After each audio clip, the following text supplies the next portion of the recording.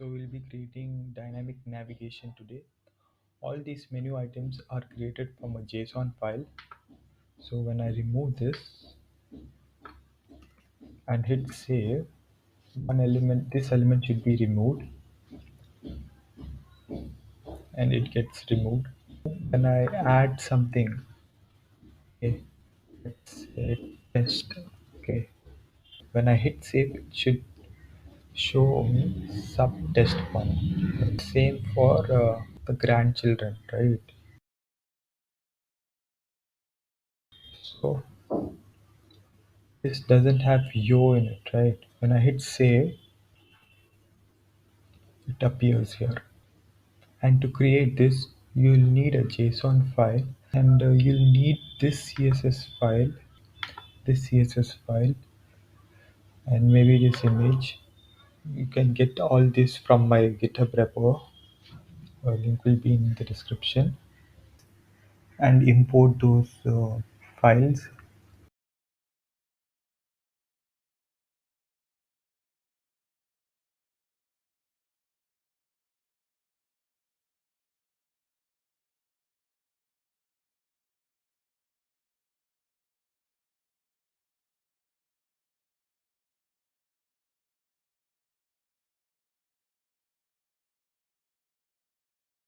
So hit save.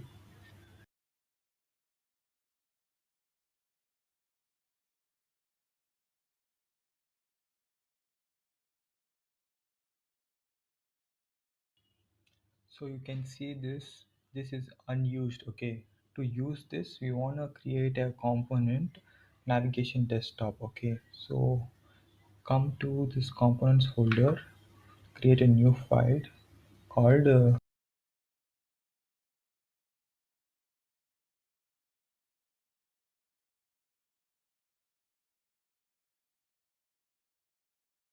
come to app.js and import navigation desktop component. After you hit save, you should see a nav written right here. Yeah, it shows, right? So you want to pass this on here. Okay, now destructure the prop you just sent. Inside this, we'll create a UL tag with the class name of main nav. So we'll start our loop here. So first we'll render the elements that don't have any children. So this first element doesn't have any children.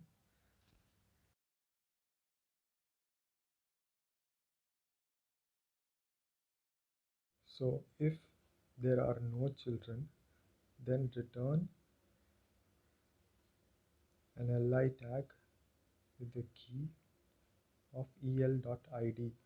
So in this JSON file, we have to have an ID. It is important to have it. Later we'll use this ID to show and hide the menu. Inside this li tag, we'll have an anchor element with the href of hash. And we'll give this a class name of header nav link. Okay, so the anchor href can also be dynamic from the JSON, and inside this anchor we'll have the text.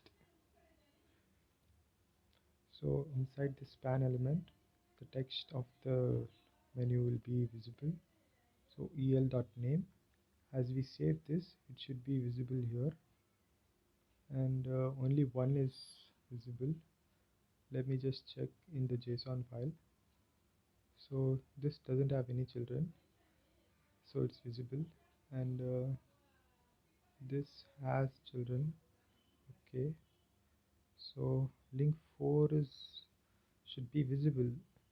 Ah, there it is. So link 4 doesn't have any children, that's why it's visible. So if there are no children, then we return this, and if it has children, then we return something else. So we return an li with the class name of header nav options and another class of options hover.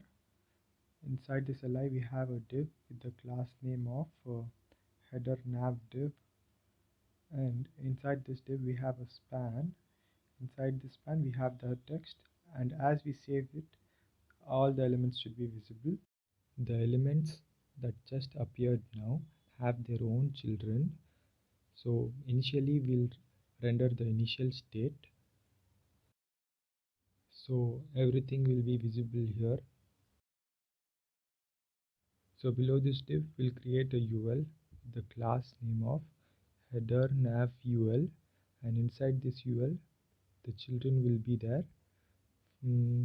So to achieve this we have to use a loop, and el.children.map ele returns. So here we want to use the same logic. If there are no children, then we want to return something.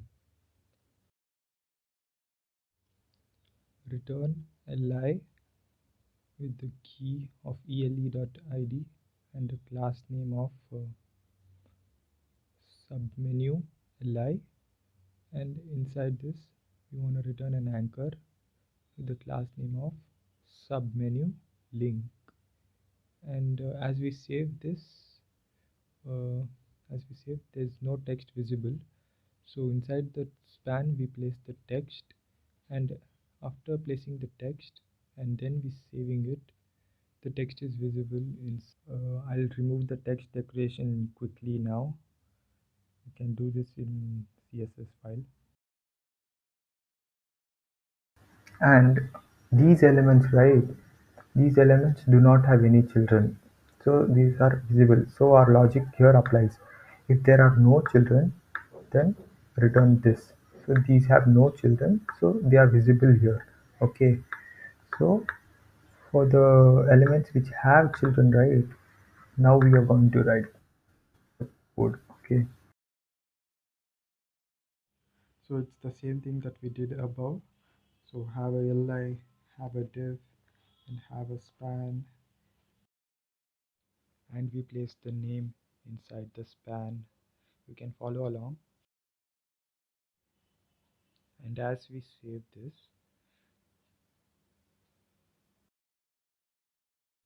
6 should be visible here. And yeah, so the sixth element has children, that's why it's visible now. And we want to indicate the user by showing an arrow. So we'll add a span with the class name of arrow. This will align the arrow mark to the right. And for the children, for the grandchildren actually, we'll add a UL. So this is the same thing that we did earlier. So this UL will have the loop for the grandchildren, right? So ele.children.map. So elem returns an li. So this is the last thing. We don't have to check condition in this return statement. So the text will be inside the anchor element, and as we save this, the element should be visible here. Yeah, now it's visible. So this is the initial state of our component. Now we'll create the state for our menus. So show submenu, set show submenu, and the initial state will be an empty array. Okay, now we'll create on mouse enter and on mouse leave handler, a function called submenu on mouse enter handler, and this will receive an argument of submenu id. Okay, so based on this id we'll show and hide the menus. Okay, so inside this function will set our state for the menus. Okay, we'll use the function syntax. So the previous state is available, and here we create a shallow copy of our previous state. So let array equal to dot dot dot previous. Using the spread syntax, we'll modify the array previous state at the index of submenu id, and at that index we'll set the element to true.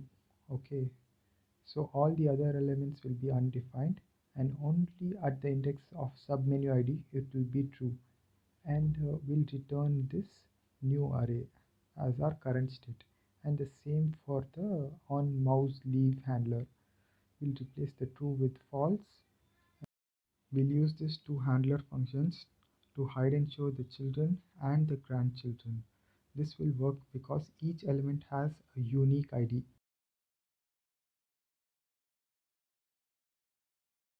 So we'll place the handler functions on the elements which has children.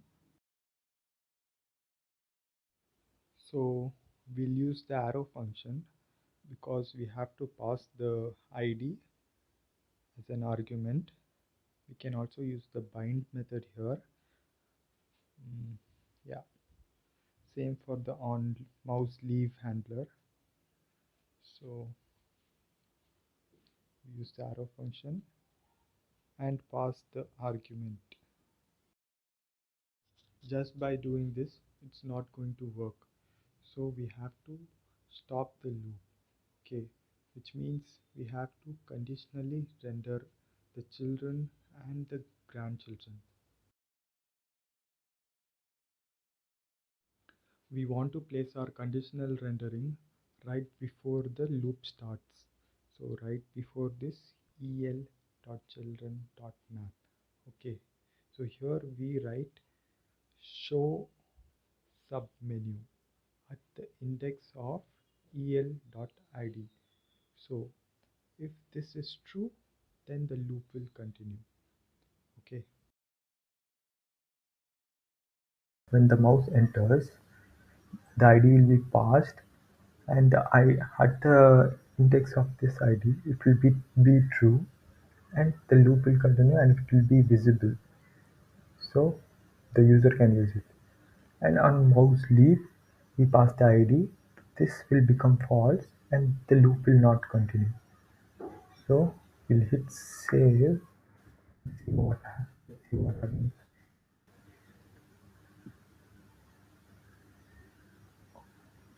Ah, so everything is gone.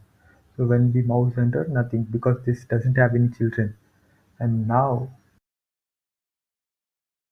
User enters the mouse on element 1. Element 1 becomes true, and only element 1 children are shown. So the loop executes only for element 1 children. Okay. Other elements children are not visible because they are false.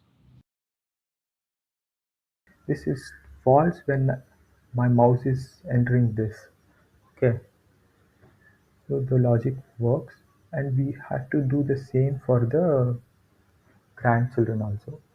So we have to paste the same thing on mouse enter and mouse leave.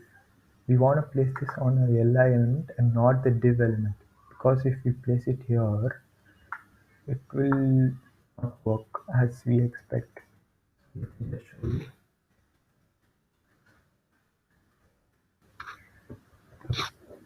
So see, it works, but as soon as I come down, it disappears. This we don't want this, okay? So that's why we place it on the li element. Okay. And now for the grandchildren, we want to place it here, okay?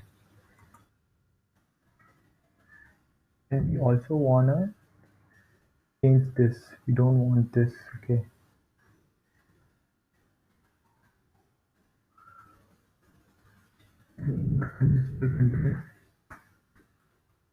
we'll choose like sub.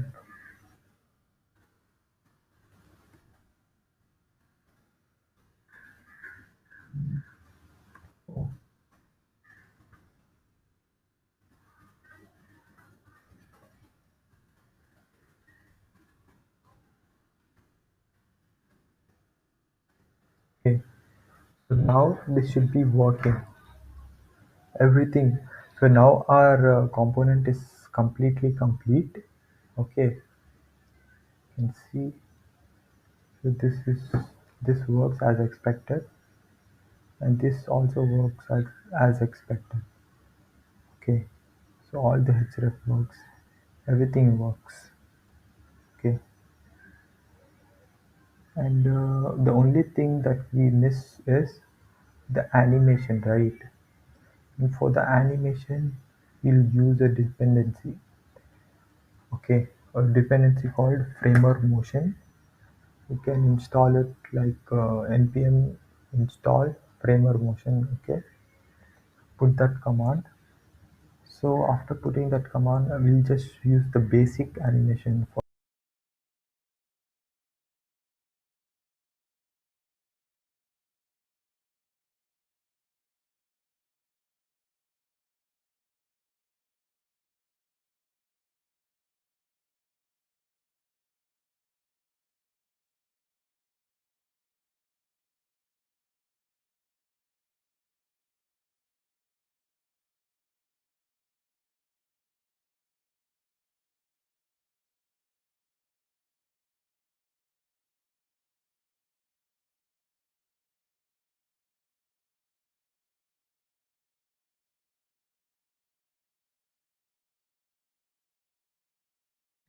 So we add and remove the open and close class based off the ID.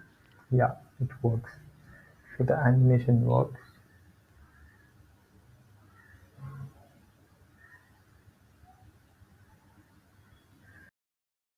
We copy this and we do the same for grandchildren's animation and we paste it here for the grandchildren. We make this a motion UL. Hey, why doesn't it work?